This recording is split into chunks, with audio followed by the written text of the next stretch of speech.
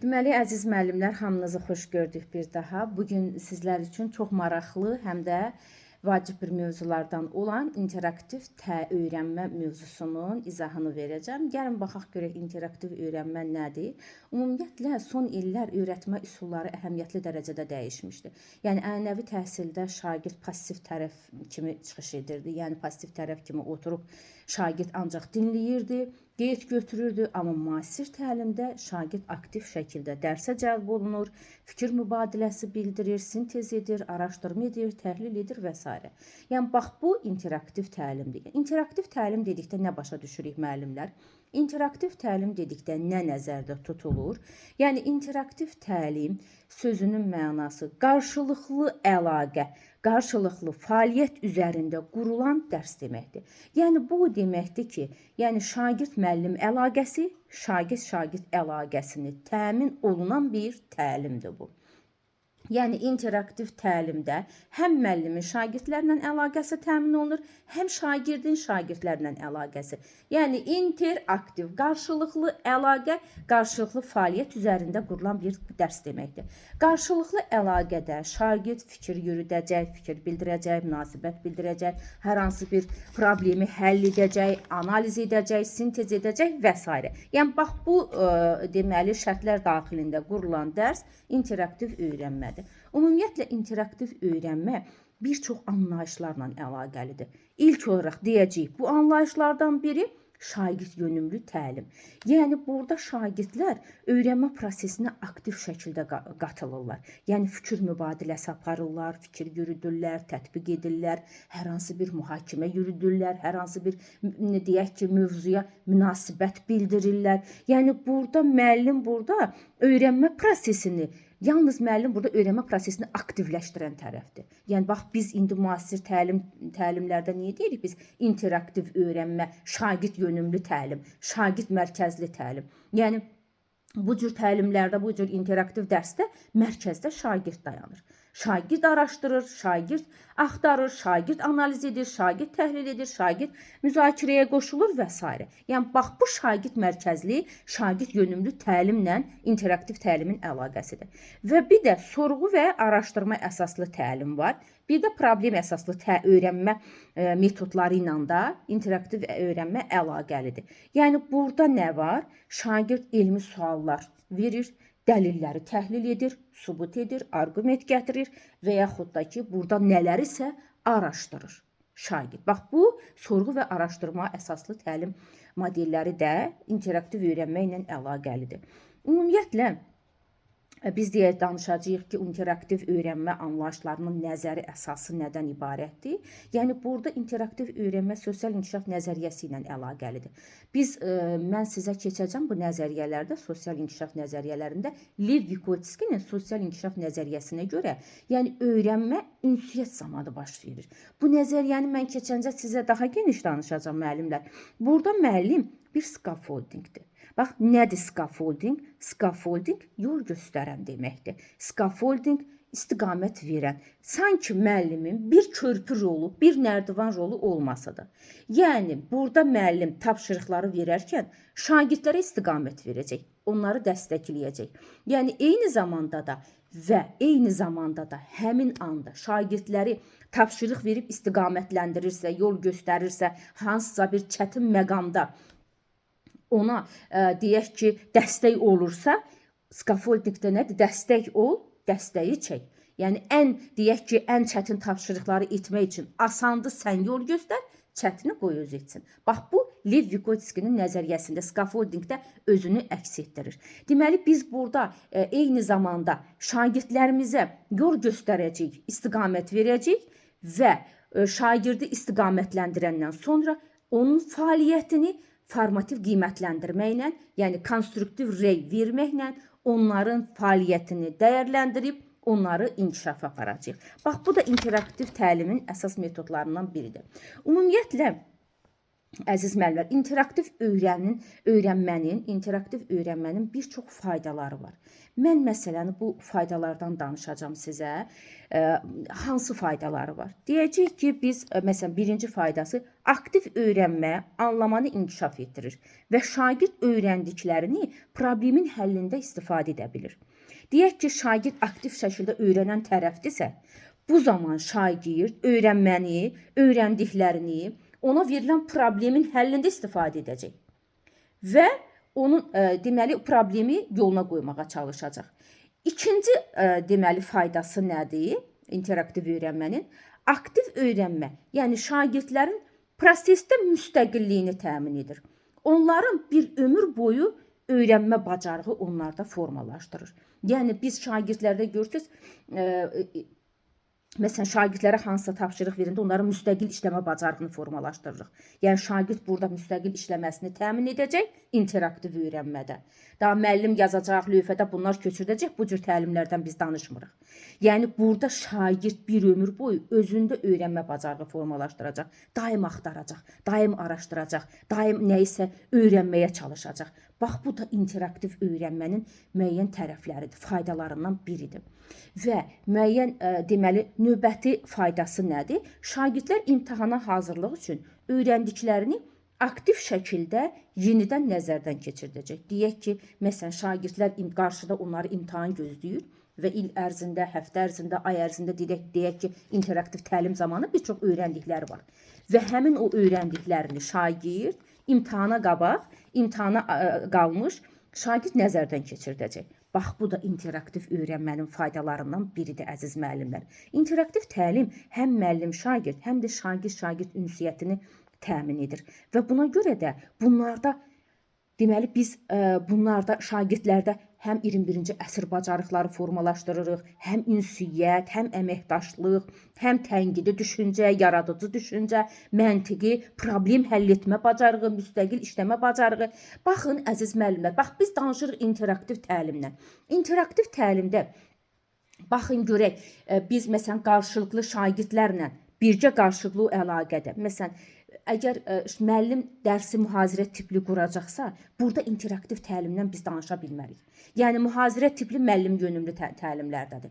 Müəllim mərkəzli təlimdir. Yəni, ancaq müəllim danışır, şagird oturub qeyd götürür, nəyisədir. Yəni, orada, amma interaktiv təlimdə müəllim danışır, müəllim istiqamət verəcək, şagird özü araşdıracaq, şagird hansısa bir mətnə, mövzuya münasibət bildirəcək, o da fikir yürüdəcək, həyatla əlaqəli hansısa bir mövzularla bağlı münasibətini bildirəcək və s.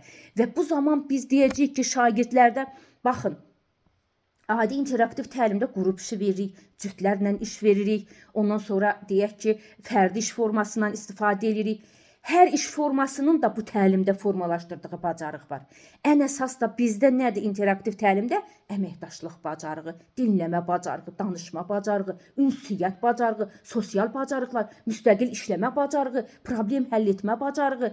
Görün, nə qədər bacarıqlar biz bir dərsin içərisində şagirdlərdə nə qədər bacarıqlar formalaşdırmış oluruq. Bax, ona görə deyirik ki, interaktiv təlimin bizə bu cür faydaları var. Yəni şagirdlərə və eləcə də bu dərsin önəmli tərəfləridir. Və qarşılıqlı fəaliyyət edən zaman şagird passivliyinin qarşısı alınır. Hər kəs dərsə, məsələn, əgər dərsdə qarşılıqlı fəaliyyətdən söhbət gedirsə, əziz müəllimlər, və bu zaman burada heç bir şagird passiv olmayacaq. Şagirdləri biz eyni anda dərsə cəlb ediriksə, şagirdləri eyni anda müzakirəyə cəlb ediriksə, hərə öz, məsələn, bir beyin həmləsi keçirdirəm dərsin ilk mərhələsində. Uşaqlar hərə öz fikrini desin. Bax, uşaqlar, heç kim burada səhv deyəcək, düz deyəcək, kimsəsə olmayacaq. Hərə öz fikrini, baxın, mövzumuz budur, problemimiz budur. Gəlin, hərəniz öz fikrinizi deyin. Heç kimin fikrinə sən səhv dedin, sən düz dedin yanaşması ilə olmayacaq. Yəni, bu zaman şagird də, deyək ki, məsələn, dəstəkləyici bir mühit yaratmış olursan. Hər kəs öz fikrini, məsələn, səhv olsa da durub öz fikrini bildirəcək. Niyə? Məsələn, müəllim ona demək olar ki, dəstəkləyici mühit yaradıb, müəllim ona hansısa bir rəy verməklə şagird ürəklənib. O da bir münasibət bildirəcək. Deməli, burada interaktiv təlimimizdə, dərsimizdə bizim kənarda qalan şagirdimiz olmayacaq. Və hamısı eyni anda da təlimə cəlb olunacaq. Və bizdən də tələb olunan nədir? Şagird passivliyinin qarşısını al. Şagird passiv. Yəni burada deyək ki, məsələn, bax əziz müəllimlər, müəllim elə hər dərs müəllim danışacaqsa, mən demirəm ki, müəllim danışmayacaq. Müəllim də danışacaq. Müəllim də istiqamət verəcək, yol göstərəcək. Amma biz onu deyək ki, biz istiqamət verəcəyik. O problemi şagird həll eləyəcək. Məsələn, şagird əgər səhvlərini yazıb, bəzən baxırsa, məsələn, testlərdə də düşür. Müəllim tapşırıqları deyir, yoxlayarkən bir-bir şagirdlərin səhvlərini altında qeyd edir. Səhvlərini düz formada yazır. Bu yanlış yanaşmadır. Niyə? Çünki orada müəllim istiqamət verəcək, şagird səhvlərini özü araşdıracaq. Yəni ona görə deyirik biz şagird mərkəzli, şagird yönümlü təlimdən danışırıq biz. Yəni şagird özü araşdıracaq, şagird özü istiqamət verir, yönləndir, qoy getsin, hansısa bir mənbəyə yönləndir, hansısa bir resursa yönləndir. Qoy getsin şagirdin özü araşdırsın, özü axtarsın, özü əldə eləsin onu. Bax, interaktiv təlim bu deməkdir, müəllimlər. İnteraktiv dərs mühitinin yaradılması üçün müəyyən bir istiqamətlər var. Məsələn, bax, indi mən o istiqamətlərdən danışacağım sizə ki, məsələn, deyək ki, interaktiv dərs mühitini biz necə yarada bilərik? İlk öncə şagirdləri dərsə cəlb olunmağa həvəsləndirmək. İlk olaraq şagirdləri dərsə cəlb etməni həvəsləndirməlisən. Yəni, dərsin ən kulminasiya nöqtəsi onun motivasiyanın qoyulması və şagirdlərin dərsə cəlb olunmasıdır. Əgər biz dərsin ilk mərhələsində şagirdlərimizi dərsə cəlb etmişiksə, dərsimizin 50%-nin mənimsənilməsi deməkdir. Yəni, bu dərsimizin 50%-nin mənimsənilməsi deməkdir. Bunu da siz istənilən üsullardan istifadə edə bilərsiniz. İstənilən metodlardan istifadə edərsiniz. Şəkil göstərərəm, proyektorla hansısa bir video göstərərəm, slayd açaram, crosswordla göstərərəm. Deyək ki, tapmaca xarakterli filoloqlar deyək ki, hansısa bir mətin göstərər, öz həyat təcrübənlə bağlı, məsələn, başıma gələn hansısa bir kiçik bir əhvalatı danışa bilərsən. Niyə? Şagirdləri sırf biz dərsə cəlb etmək üçün. Yəni, şagirdləri o deyirik, cəlb etmədə sanki şagirdi qarmağa keçiririk. Yəni, interaktiv mühitin ilk başlanğıcı şagirdlərimizi dərsə cəlb etməklə başlayır.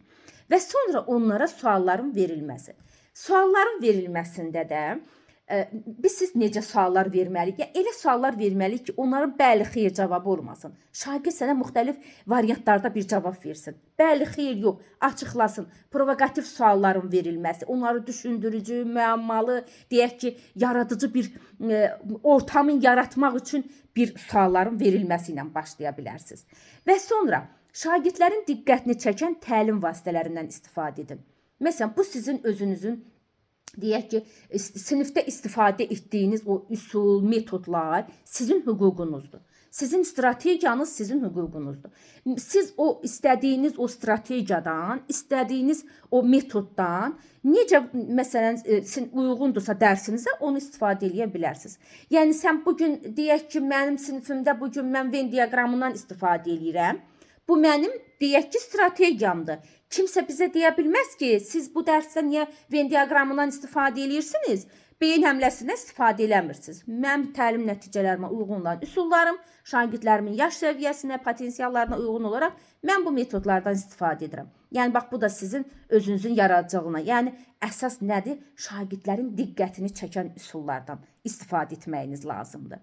Və bir də işçi qrupu atmosferinin yaradılması. Burada da, əziz müəllimlər, işçi qrupu atmosferi nə deməkdir?